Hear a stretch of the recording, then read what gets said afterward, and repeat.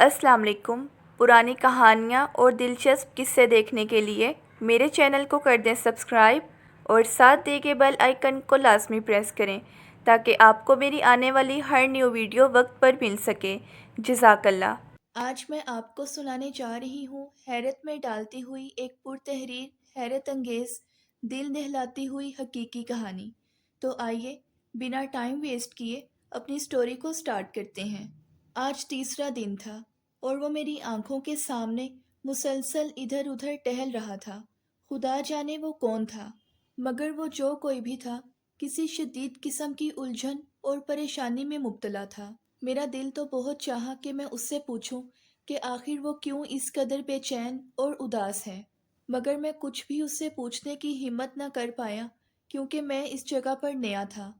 حال ہی میں میرا اس علاقے میں تبادلہ ہوا تھا، اس لیے میں اپنے ارد گرد رہنے والے پڑوسیوں میں سے کسی کو بھی نہیں جانتا تھا۔ البتہ میں اس شخص کو اکثر کبھی چھت پر تو کبھی لون میں ٹہلتا ہوا دیکھتا رہتا تھا۔ اس شخص کا گھر میرے گھر کے بالکل سامنے واقع تھا، اس لیے میں بہت آسانی سے اس کی نقل و حرکت کا جائزہ لیتا رہتا تھا۔ بہت ویران تھا وہ گھر جہاں وہ شخص مقیم تھا۔ میں چائے کے گھونٹ پیتے ہوئے اس شخص کو دیکھ رہا تھا۔ اسی لمحے میری امی کب میرے پیچھے آ کھڑی ہوئیں مجھے کچھ خبر نہ ہو پائی۔ امی مجھے حیرانگی سے دیکھتے ہوئے بولی، ارے بیٹا، یہ تم ہر روز چھت پر آ کر کیا دیکھتے رہتے ہو؟ میں ان کی آواز سن کر چونک گیا۔ کچھ نہیں امی، بس ویسے ہی ارد گرد کے گھروں کا جائزہ لے رہا تھا، میں نے بکھلا کر جواب دیا۔ امی اس شخص کے گھر کی طرف دیکھتے ہوئے بولی، یہ مکان کس قدر ویران ہے، لگتا تو نہیں یہاں کوئی انسان بستا ہوگا۔ میں نے پلٹ کر اس گھر کی طرف دیکھا تو وہ شخص چھت سے غائب تھا، شاید نیچے اتر گیا تھا۔ میں مسکرا کر بولا، امی، اس گھر کی صفائی اور لون میں لگے سرسبز پودوں اور رنگ برنگے پھولوں کو دیکھ کر آپ کو کیا لگتا ہے؟ امی سوچتے ہوئے بولی، ہاں یہ بات تو ہے، لوگ یہاں بستے ہوں گے، تاہم نظر کوئی نہیں آتا۔ ارے امی، آپ سارا دن گھر کے کاموں میں مصروف رہتی ہیں، بھلا کوئی آپ کو کیسے نظر آئے گا؟ میں محبت سے امی کو کندھوں سے تھامتے ہوئے بولا اور ان کے ساتھ چھت سے نیچے اتر آیا۔ اگلا دن اتوار کا تھا، اس لیے میں ذرا دیر سے جاگا۔ آنکھ کھلتے ہی میں اٹھ بیٹھا کیونکہ اس شخص کا چہرہ بار بار میری آنکھوں کے سامنے گھوم رہا تھا۔ پتہ نہیں وہ کیوں میرے حواسوں پر سوار ہو گیا تھا۔ ناشتہ کرنے کے بعد میں نے فوری طور پر اس شخص سے ملنے کا فیصلہ کر لیا اور اس کے گھر کے سامنے پہنچ گیا۔ کافی دیر تک ڈور بیل بجانے کے بعد دروازہ کھلا۔ آخر کار وہ شخص میرے سامنے آ گیا۔ پھٹے پرانے میلے کچیلے لباس میں ملبوس وہ سرد نگاہوں سے مجھے گھور رہا تھا۔ میرا نام عمر ہے اور میں آپ کے گھر کے سامنے والے مکان میں رہائش پذیر ہوں۔ میں نے اس کے حلیے کو نظر انداز کرتے ہوئے اپنا تعارف کروایا اور اپنا ہاتھ آگے بڑھایا، لیکن اس نے نہایت بد اخلاقی کا مظاہرہ کرتے ہوئے میرے بڑھتے ہوئے ہاتھ کو نظر انداز کر دیا اور وہ مجھ سے کہنے لگا، ٹھیک ہے عمر صاحب، مگر آپ یہاں کیوں آئے ہیں؟ اس کے طرز عمل اور خشک جواب پر میں کچھ شرمندہ سا ہو گیا۔ صاف لگتا تھا کہ اسے میرا وہاں جانا پسند نہیں آیا۔ میں بکھلا کر بولا، میں آپ کی وجہ سے پریشان ہوں، تب میں آپ کے پاس یہاں آیا ہوں۔ وہ ایک دم پریشان اور جھنجھلا کر بولا، میری وجہ سے آپ پریشان ہیں؟ مگر میں نے ایسا کیا کر دیا؟ کیا ہم ساری باتیں یہاں کھڑے کھڑے ہی کریں گے؟ میں نے خود ہی اسے اندر بلانے کا اشارہ دیا۔ وہ فوراً بولا، چلیں آپ آ جائیں اندر۔ وہ مجھے اپنے ساتھ ڈرائنگ روم میں لے آیا۔ ہم دونوں آمنے سامنے صوفوں پر بیٹھ گئے۔ اب بتائیں، آپ میری وجہ سے کیوں پریشان ہیں؟ اس نے بے چین لہجے میں مجھ سے پوچھا۔ میں خوش مزاجی سے بولا، دراصل میں کچھ روز پہلے ہی یہاں رہائش پذیر ہوا ہوں۔ کچھ دن سے آپ کو کبھی چھت پر تو کبھی لون میں بے چینی اور پریشانی سے ٹہلتا ہوا دیکھ رہا ہوں۔ میں پریشان تھا کہ آخر کیا وجہ ہے آپ کی بے چینی کی۔ وہ ایک گہری سانس لیتے ہوئے بولا، یہ بے چینی میرا مقدر ہے، مجھے نہیں لگتا کہ یہ بے چینی اور پریشانی سے میں کبھی نکل پاؤں گا۔ اب تو یہی خوف رہتا ہے کہ نہ جانے کب میری بے چینی مدت پوری ہوتے ہی سزا کا روپ دھار جائے۔ اس کے یہ معنی خیز الفاظ میری عقل اور سمجھ سے بالا تر تھے۔ میں نہ سمجھنے والے انداز سے بولا، کیا مطلب آپ کی اس بات کا؟ میں کچھ سمجھا نہیں۔ وہ شخص یوں بولا جیسے ایک ایک لفظ کہنے کے لیے اپنے اندر ہمت یکجا کر رہا ہو۔ میں سخت پریشانی میں ہوں، شاید آپ میری پریشانی کو سمجھ سکیں۔ میں بدستور الجھن زدہ لہجے میں بولا، میں سمجھا نہیں، آپ کیا کہنا چاہتے ہیں؟ وہ انسان دکھ سے بولا، ہم انسان بھی بڑے بے حس اور لاپرواہ ہوتے ہیں۔ ہم خود پر ہی ظلم کرتے ہیں اور ہمیں احساس بھی نہیں ہوتا۔ ہم جان بوجھ کر اپنے ضمیر کو سلا دیتے ہیں اور پھر جب وقت ہاتھ سے نکل جاتا ہے تو پھر ہمیں اپنے غلط کاموں کا احساس ہوتا ہے۔ میں جواباً چپ رہا اور سوالیہ نگاہوں سے اس کا چہرہ دیکھ رہا تھا جو ہر طرح کے احساس سے عاری تھا، مگر اس کی آواز لرز رہی تھی۔ وہ پھر کچھ توقف کے بعد بولا، میں جانتا ہوں آپ میری کوئی بات نہیں سمجھ پا رہے، مگر کچھ ہی دیر میں آپ سب کچھ سمجھ جائیں گے۔ پھر وہ آدمی سنجیدہ لہجے میں بولا، میرا نام طیب ہے۔ برسوں پہلے میں ایک کاروباری بندہ تھا۔ میں پیسہ کمانے کے جنون میں دن رات لگا رہتا تھا۔ اپنی محنت اور لگن سے میں نے قدم قدم پر کامیابیاں حاصل کی تھیں۔ میں اس وقت بہت خوش تھا اور دل ہی دل میں اپنے آپ پر رشک کرتا تھا۔ مجھے جب بھی فراغت ملتی میں اپنے گھر میں مختلف قسم کی پارٹیوں کا اہتمام کرتا، ان میں لوگوں کو دعوت دے کر ان سے اپنے مقام اور مرتبے کی داد وصول کرتا رہتا۔ انہی موج مستیوں میں زندگی گزر رہی تھی۔ مجھے میری ماں اکثر کہا کرتی کہ میں اپنے خدا کا بھی شکر ادا کروں جس نے مجھے اتنی کامیابیوں سے نوازا ہے، مگر میں تو جیسے اندھا ہو چکا تھا۔ مجھے اپنے خدا کے وہ احسانات دکھائی نہ دے رہے تھے جو وہ قدم قدم پر مجھ پر کر رہا تھا۔ میرے پاس بھرپور پارٹیوں کے لیے وقت نکل آتا تھا، مگر چند لمحوں کی نماز ادا کرنا مجھ پر بھاری گزرتا تھا۔ میرے پاس ان لوگوں کے لیے وقت تھا جو اپنے نفع کے لیے میرے آگے پیچھے گھوم کر میری خوشامد کرتے رہتے تھے، مگر اپنے خالق و مالک کا شکر ادا کرنے کے لیے میرے پاس وقت نہ تھا۔ کیسی گمراہی تھی! میں خود قصوروار تھا۔ میں بھلا کیوں شیطان کو قصوروار کہوں؟ جب خدا نے انسان میں نیکی اور بدی میں فرق کرنے کی صلاحیت پیدا کی ہے تو پھر میں کیوں گمراہ ہوا؟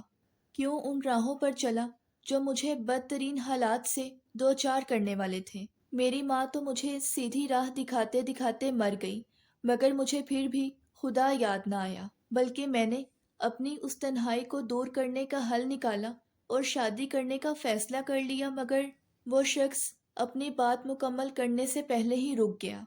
مگر کیا؟ میں بے چینی سے بولا۔ مجھے اس کا یوں بات کرتے ہوئے اچانک خاموش ہو جانا سخت ناگوار گزرا، مگر پھر یہ ہوا کہ میں مر گیا۔ اس نے انتہائی سرد اور افسوسناک لہجے میں یہ انکشاف کیا۔ میں یوں اس کی بات سن کر اچھلا جیسے کسی زہریلے بچھو نے مجھے ڈنگ مار دیا ہو۔ وہ مر چکا تھا اور میں اتنی دیر سے ایک مردے سے باتیں کر رہا تھا۔ کیا ایسا ممکن تھا؟ میرا دماغ اس کی بات کا یقین کرنے پر ہرگز تیار نہ تھا، البتہ دل کو یوں جھٹکے لگ رہے تھے جیسے زلزلہ آ گیا ہو۔ میں بامشکل خود کو سنبھالتے ہوئے بولا، آپ مجھے خوف زدہ کرنے کے لیے یہ بات کر رہے ہیں، مگر مجھے ایسے مذاق ہرگز پسند نہیں۔ وہ ہلکا سا مسکرایا، مگر اس کی یہ مسکراہٹ انتہائی اداس تھی۔ میں اپنے ہی کسی خاندان کے فرد کی سازش کا شکار ہوا تھا۔ ایک روز میں ویران راستے سے گزر رہا تھا کہ راستے میں مجھے دو موٹر سائیکل سواروں نے روک لیا اور میرے وجود کو بنا کچھ کہے سنے گولیوں سے چھلنی کر ڈالا۔ چونکہ میں اپنی طبعی موت نہیں مرا تھا بلکہ قتل کروایا گیا تھا، اس لیے میری روح سالوں سے اس جگہ بھٹک رہی ہے۔ میری موت کے بعد میری جائیداد اور کاروبار پر میرے رشتہ داروں نے قبضہ کر لیا۔ میری قبر اس مکان کے عقب میں واقع قبرستان میں موجود ہے۔ میں نے جو کچھ اپنے خدا کو بھول کر دن رات محنت سے کمایا وہ میرے کچھ کام نہ آ سکا، بلکہ وہ سب دولت کے حریص لوگ لوٹ کر لے گئے۔ اپنی ساری داستان سنا کر اس شخص نے دکھ سے اپنا سر جھکا لیا۔ میں جو کچھ دیر پہلے اس کے مردہ ہونے کے احساس سے لرز رہا تھا، اب میں بڑے افسوس سے اس کو دیکھ رہا تھا، مگر میں خاموش تھا۔ میرے پاس کہنے کے لیے کچھ بھی نہیں تھا۔ پھر وہ خود ہی بے جان لہجے میں بولا، انسان اپنی زندگی کو غفلت میں گزار دیتا ہے۔ موت کب اس کا احاطہ کر رہی ہوتی ہے اسے کچھ خبر نہیں ہوتی، اور جب موت اسے اپنے شکنجے میں جکڑ لیتی ہے تو اس کی حالت مجھ جیسی ہو جاتی ہے۔ میں بے بس ہوں، میں نے اپنی زندگی میں ایسا کوئی نیک کام نہ کیا اور نہ ہی ایسا کوئی پیچھے چھوڑا جو میری روح کو اصال و ثواب پہنچاتا۔ اب میں پچھتاتا ہوں، خود پر ملامت کرتا ہوں۔ میں نے اتنا پیسہ کمایا، اگر خدا کی راہ میں اس میں سے خرچ کرتا تو میرے پاس نیک اعمالوں کا خزانہ موجود ہوتا، مگر میں نے ایسا کچھ نہ کیا، اور نہ ہی میں نے کسی بھی فرض عبادت کی ادائیگی کی۔ اب میں بے چین ہوں، میری روح بے سکون ہے۔ خدا جانے کب میرے برے اعمالوں کی بنا پر مجھے سزا دی جانے لگے۔ میں بہت ڈرتا ہوں اس وقت سے، مگر میں نے اپنے ہی ہاتھوں سے اپنا وقت گنوا دیا۔ اب میں کچھ بھی نہیں کر سکتا اپنے لیے۔ اور وہ سسکنے لگا۔ میرے دل و دماغ میں بہت سے سوال تھے جو میں اس سے کرنا چاہتا تھا، مگر پھر آہستہ آہستہ سب کچھ دھندلانے لگا۔ میری آنکھوں کے سامنے اندھیرا سا پھیلنے لگا، میرے دماغ پر غنودگی طاری ہونے لگی، اور پھر جب میری آنکھ کھلی تو میں اپنے گھر میں اپنے بستر پر موجود تھا۔ شدید حیرت کے عالم میں اٹھ کر بیٹھ گیا۔ وہ سب باتیں جو میں کچھ دیر پہلے اس طیب نامی شخص سے کر رہا تھا، کیا وہ سب ایک خواب تھا؟ اس شخص کا کبھی چھت پر تو کبھی لون میں بے چینی سے ٹہلنا، کیا وہ بھی ایک خواب تھا؟ مگر کیسے؟ میری سمجھ میں کچھ بھی نہ آ سکا۔ اسی دوران فجر کی اذان ہونے لگی۔ میں اٹھا اور وضو کر کے نماز کی ادائیگی کے لیے مسجد میں چلا گیا، اور نماز کے بعد جب میں نے دعا کے لیے اپنے ہاتھ اٹھائے تو آنسو بے اختیار میری آنکھوں سے جاری ہو گئے کہ ہم لوگ اپنی ضروریات زندگی کو پورا کرنے کے لیے اس قدر غافل ہو جاتے ہیں کہ اپنے اللہ کے حقوق کی ادائیگی کو پس پش ڈال دیتے ہیں۔ واقعی ہم لوگ خود پر بہت ظلم کرتے ہیں۔ میں نے خدا سے خوب گڑ گڑا کر اپنی طرف سے کی گئی غفلت کی معافی مانگی، اور دل میں تہیہ کیا کہ آئندہ میں کبھی بھی نماز اور قرآن کو نہیں بھولوں گا۔ مسجد سے واپس آ کر میں اسی مکان کے سامنے کھڑا ہو گیا جہاں وہ شخص طیب رہتا تھا۔ گو کہ یہ سب میں نے خواب میں ہی دیکھا تھا۔ وہ گھر واقعی ویران تھا، اس کے بڑے گیٹ پر تالا موجود تھا۔ مجھے اس مکان کے سامنے کھڑا دیکھ کر ایک راہ گیر نے پوچھا، کیا بات ہے؟ آپ اس ویران مکان کو کیوں دیکھ رہے ہیں؟ میں نے پلٹ کر اس شخص کو دیکھا۔ وہ درمیانی عمر کا شخص تھا، غالباً وہ بھی مسجد سے ہی نکلا تھا۔ میں نے مسکرا کر اسے جواب دیا، بس کوئی خاص وجہ نہیں، میں ویسے ہی اس مکان کو دیکھ رہا ہوں۔ آپ مجھے نئے لگتے ہیں یہاں، وہ خوش اخلاقی سے بولا۔ میں نے اسے جواب دیا، جی چند روز پہلے ہی یہاں شفٹ ہوا ہوں۔ اگر آپ برا نہ منائیں تو کیا میں آپ سے کچھ پوچھ سکتا ہوں؟ کیا آپ اس مکان کے متعلق جانتے ہیں کہ یہ کس کا ہے؟ میں نے اس مکان کی طرف اشارہ کرتے ہوئے پوچھا۔ اس شخص نے جواب دیا، جی بالکل میں جانتا ہوں، میں یہاں پاس ہی رہتا ہوں۔ یہ گھر شمیم صاحب کا ہے۔ وہ اور ان کی فیملی اب بیرون ملک سیٹل ہو گئے ہیں، بس اب ان کا ایک ملازم آ کر اکثر اس گھر کی صفائی وغیرہ کا خیال رکھتا ہے۔ کوئی طیب نام کا شخص بھی یہاں رہتا تھا؟ میں نے پوچھا۔ میرے منہ سے طیب کا نام سن کر وہ شخص چونک گیا۔ جی بالکل، طیب محروم اسی گھر میں رہتے تھے۔ 6 سال پہلے ان کو قتل کر دیا گیا تھا۔ میں نے اسے فوراً کہا، یعنی اس مکان کی پچھلی جانب قبرستان میں طیب محروم کی قبر بھی موجود ہے؟ وہ شخص حیرت سے بولا، جی بالکل، ان کی آخری آرام گاہ وہی ہے۔ پر آپ تو یہاں نئے ہیں، آپ یہ سب کیسے جانتے ہیں؟ وہ دراصل میں ان کا ایک پرانا جاننے والا ہوں۔ میں بس اتنا کہہ کر آگے بڑھ گیا۔ یعنی جو کچھ میں نے بظاہر خواب میں دیکھا تھا وہ ایک سچی مگر تلخ حقیقت تھی۔